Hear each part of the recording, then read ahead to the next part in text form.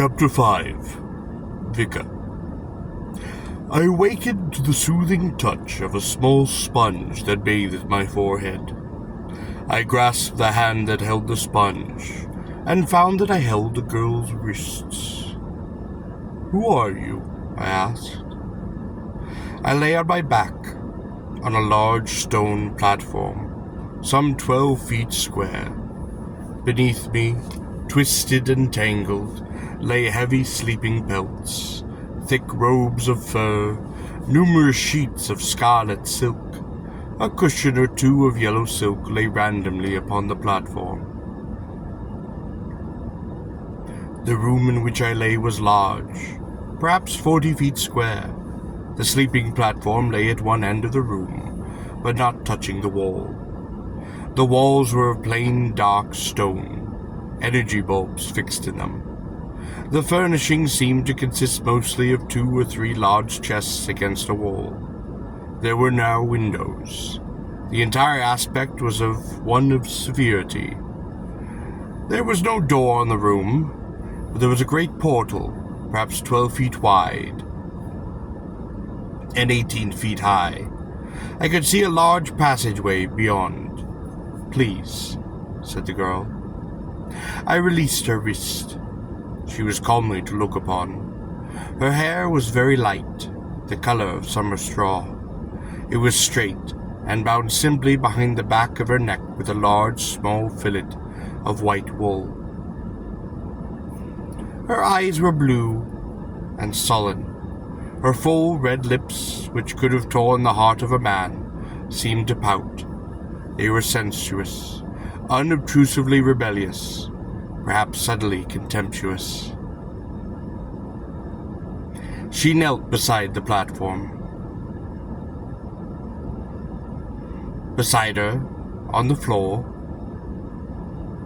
rested a laver of polished bronze, filled with water, a towel, and a straight-blade Korean shaving knife. I rubbed my chin. She had shaved me as I slept. I shivered, thinking of that blade upon my throat. "Your touch is light," I said, and she bowed her head.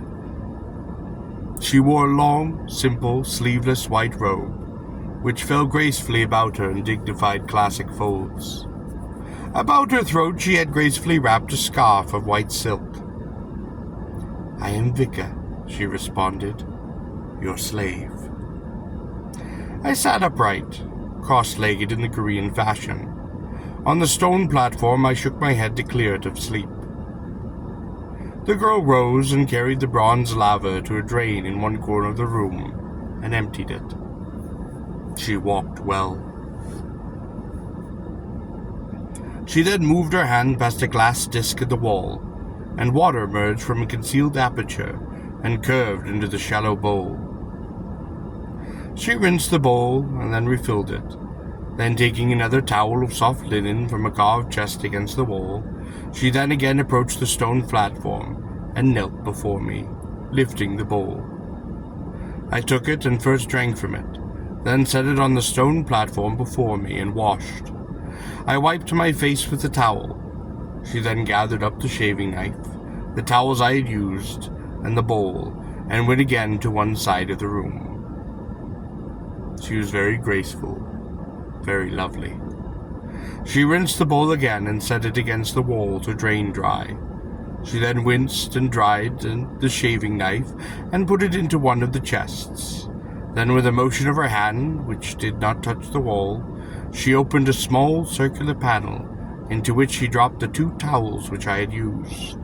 When they had disappeared, the circular panel closed. She then returned into the vicinity of the stone platform and knelt again before me, though some feet away. We studied one another, neither one of us speaking. Her back was very straight, and kneeling she rested back upon her heels. In her eyes there seemed to burn an irritable fury of helpless rage. I smiled at her, but she did not smile back, looking away angrily. When she looked again, my eyes fixed on hers, and I looked into one another's eyes for a long time, until her lip trembled, and her eyes fell before mine. When she raised her head again, I curtly gestured her nearer. A look of angry defiance flashed in her eyes. But she rose to her feet and slowly approached me. She knelt beside the stone platform. I, still remaining cross-legged on the platform, reached forward and took her head in my hands, drawing it to mine. She knelt now, but no longer on her heels, and her face was brought forward and lifted to mine. The sensuous lips parted slightly, and I became accurately conscious of her breathing, which seemed to deepen and quicken.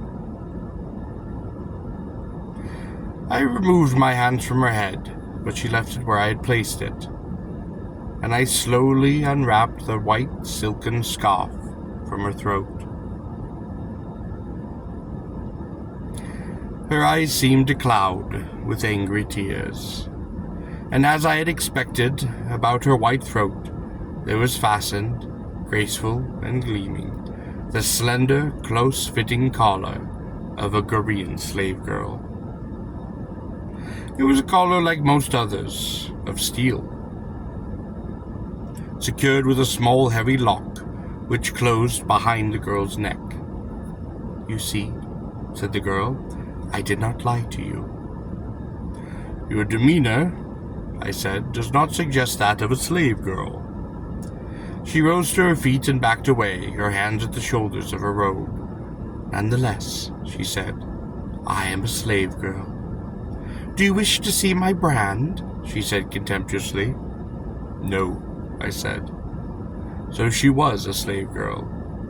But upon her collar there was not written the name of her owner and her city, as I would have expected.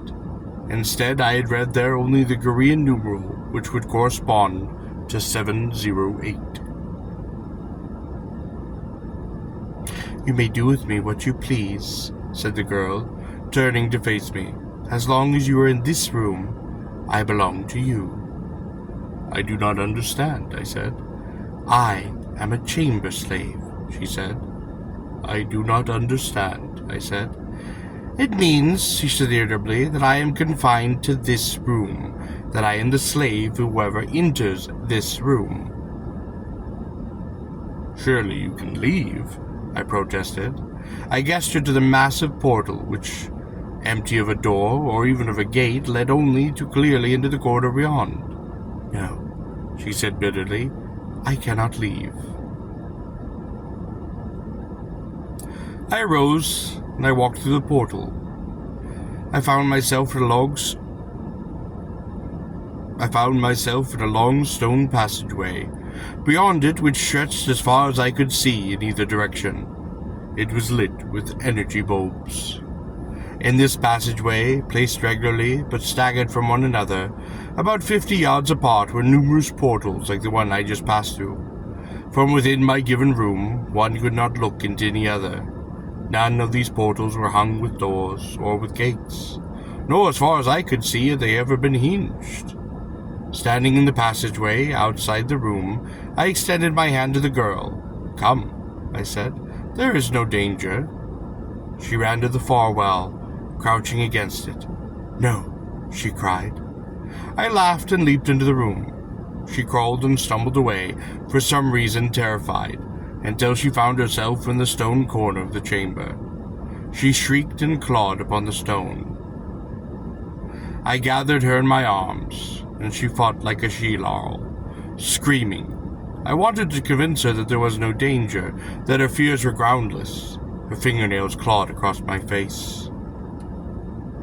I was angered, and I swept her from her feet so that she was helpless in my arms, and I began to carry her toward the portal. "Please," she whispered, her voice hoarse with terror. "Please, master. No, master." She sounded so piteous. I abandoned my plane, and I released her, though I was irritated by her fear. She collapsed at my feet, shaking and whimpering, and put her hand to my knee. "Please, no, master," she begged. Very well, I said. Look, she said, pointing to the great threshold. I looked. I saw nothing other than the stone sides of the portal. On each side, 3 rounded red domes, perhaps 4 inches width apart. They are harmless, I said, for I had passed them with safety. To demonstrate this, I again left the chamber. Outside the chamber, carved over the portal, I saw something I had not noted before. In Gorean notation, the numeral 708 was carved above the door. I now understood the meaning of the numeral on the girl's collar. I re-entered the chamber. You see, I said, they are harmless. For you, she said, not for me. Why not? I asked. She turned away. Tell me, I said. She shook her head. Tell me, I repeated most sternly. She looked at me. Am I commanded? She asked. I did not wish to command her. No, I said, that I shall not tell you. Very well, then you are commanded. She looked at me through her tears and her fear, and with sudden defiance. Speak, slave, I said. She bit her lip with anger. Obey. Perhaps, she said. Angrily, I strode up to her and seized her by the arms. She looked up into my eyes and shivered. She saw what she must speak. She lowered her head in submission. I obey, master. I released her. And again she turned away, going to the far wall. Long ago, when I first came to the Sadar and found the hall of the Priest Kings, I was a young and foolish girl. I thought the Priest Kings possessed great wealth, and that I, with my beauty... She turned and looked at me, throwing back her head, for I am beautiful, am I not?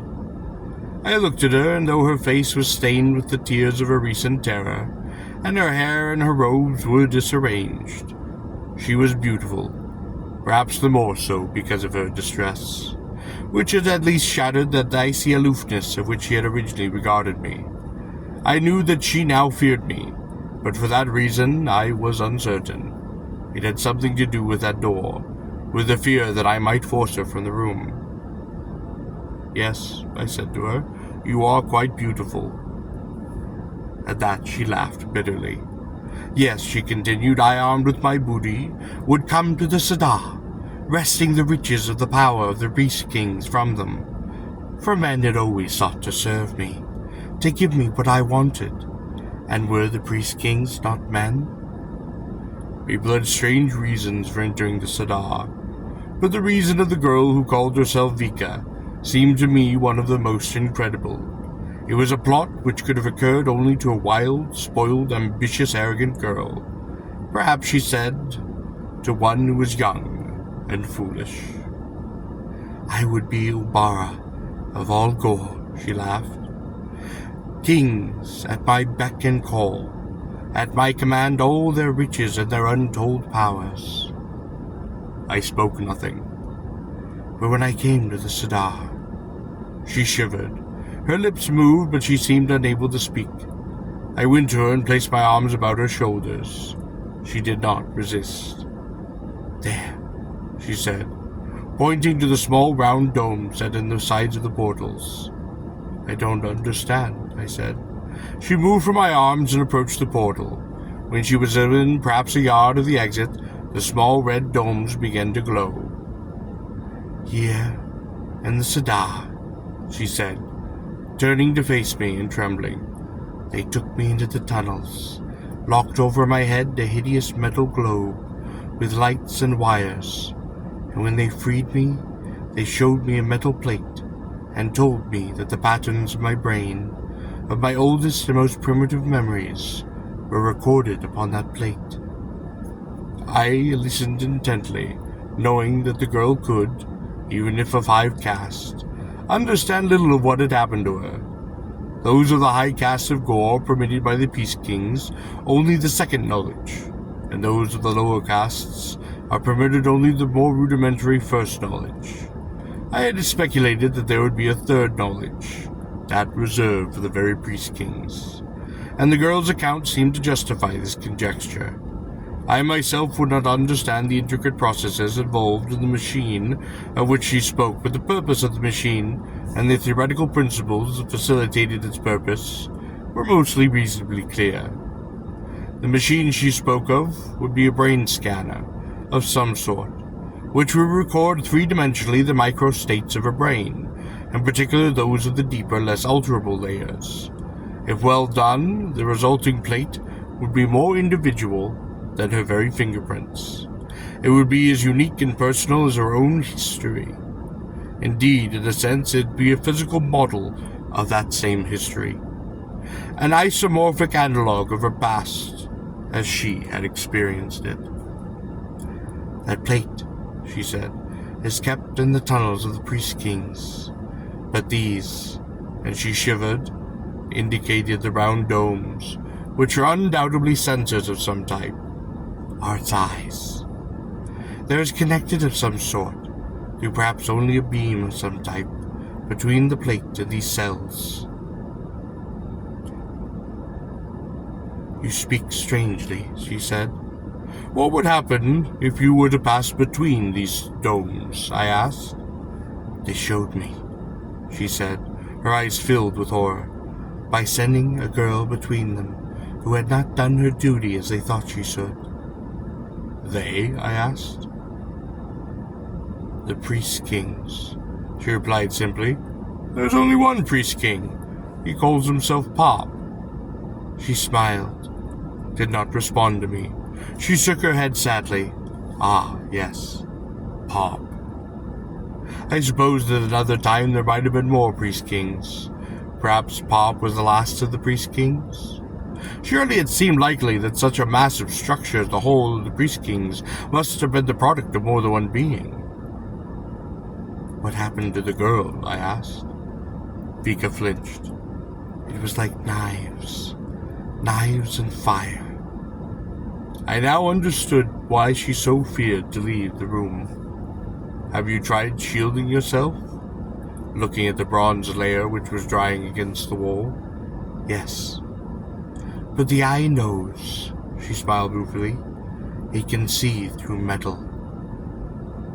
I looked puzzled. She went to the side of the room and picked up the bronze laver. Holding it before her as though to shield her face, she approached the portal. Once more the rounded domes began to glow. You see, it knows. It can see through the metal. I see. I silently congratulated the Priest Kings on the efficiency of their devices. Apparently the rays which emanate from the sensors, rays without that portion of the spectrum visible to the human eye, must possess the power to penetrate the least common molecular structures, something like an X-ray piercing flesh. Vika glared at me sullenly. I have been a prisoner in this room for 9 years. I am sorry.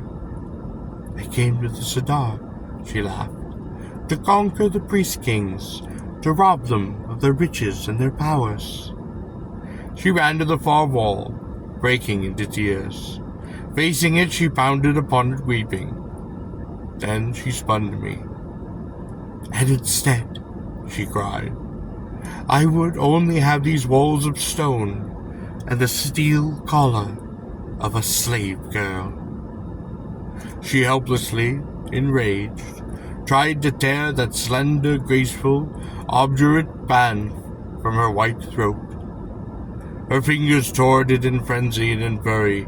She wept with frustration, and at last she desisted. Of course she still wore the badge of her servitude. The steel of a green slave collar is not made to be removed at a girl's pleasure. She was quiet now. She looked at me curiously.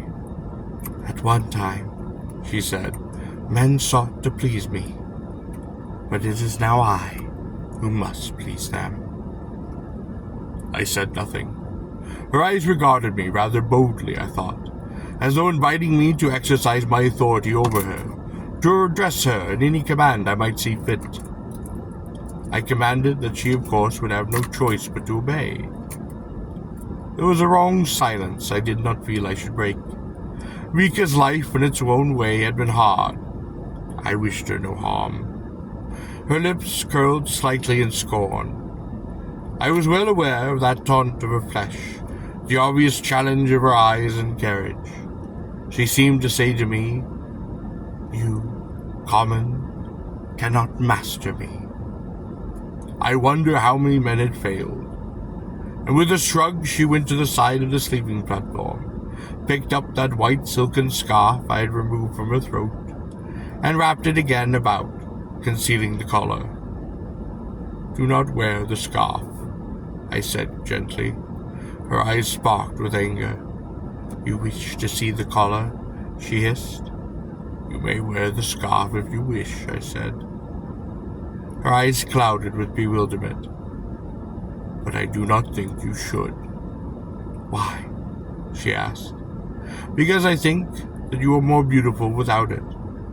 But more importantly, to hide a collar is not to remove it." Rebellious fire flared in her eyes. Then she smiled. "No, I suppose not." She turned away bitterly. "When I am alone, I pretend that I am free, that I am a great lady, the Ubar of some great city, maybe even of Ar. But when a man enters my chamber, then again, I am only a slave."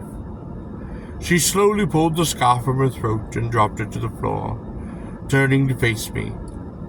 She lifted her head arrogantly, and I saw that the collar was very beautiful upon her throat. "With me," I said gently, "you are free." She looked at me scornfully. "There have been 100 men in this chamber before you. They have taught me, and taught me well, that I wear a collar. Nonetheless, with me, you are free. There'll be 100 after you," she said. I suppose she spoke the truth. I smiled at her simply. "In the meantime, I grant you freedom." She laughed at me. "To hide a collar is not to remove it." I laughed. She had had the best of the exchange. "Very well," I conceded. "You are a slave girl." When I said this, though I spoke in jest, she stiffened as though I might have lashed her mouth with the back of my hand. Her old insolence returned. "Then use me," she said bitterly. "Teach me the meaning of the collar." I marveled. Vika, in spite of her 9 years of captivity, her confinement in this chamber, was still a headstrong, spoiled, arrogant girl, and one fully aware of her yet unconquered flesh, and the sinuous power which her beauty might exercise over men, its capacity to torture them, to drive them wild, to bend them before the favors, the smallest of favors, to compliant to her will. There stood before me, insolent, beautiful, predatory, a girl who came so long ago to the Sadar to try and conquer the Priest-Kings. "Later," I said. She choked with fury. I bore her no ill will, but I found her as irritating as she was beautiful. I could understand that she, a proud, intelligent girl, could not resent the intricacies of her position, being forced to serve with the full offices of the slave girl, whomsoever the priest-kings might see fit to send to her chamber. But yet I found in these grievances, great though they might be, no excuse for the deep hostility towards myself, which seemed to suffuse her graceful being. After all, I too was a prisoner of the priest-kings, had I not chosen to come to her chamber. How did I come to this chamber? They brought you. Priest-kings? Yes. Bob? For answer she only laughed. How long did I sleep? Long. How long? 15 on. I whistled to myself. The green day is divided into 20 on. I had nearly slept around the clock. Very well. Very well, Vika, I said. I am now ready to make use of you. Very well, master, said the girl, and the expression by which she had addressed me seemed dipped in irony. Her hand loosened the clasp by which her garment was secured over her left shoulder. Can you cook? I asked. She looked at me. Yes, she said. She fumbled irritably with the clasp of her robe, but her fingers were clumsy with rage. She was unable to fasten her clasp, so I fastened it for her. She looked up at me, her eyes still blazing. I will prepare food. Be quick, slave girl. Her shoulders shook with rage. I see that I must teach you the meaning of your color. I took a step toward her, and she turned, stumbling with a cry, and ran to the corner of the room. My laughter was loud, and almost instantly, reddening, Vika regained her composure, straightening herself and tossing her head and brushing back a melody of blonde hair which had fallen across her forehead. The wool fillet she had worn to bind her hair had loosened. She fixed on not a look of the most lovely disdain, and, standing against the wall, lifted her arms behind the back of her neck, preparing to replace the fillet. No. I decided I liked her better with her hair loose. Deliberately, and testing me, she continued to tie the fillet. My eyes met hers, and angrily she pulled the fillet from my hair, throwing it to the floor. She turned away to busy herself with the preparation of the meal. Her hair was very beautiful.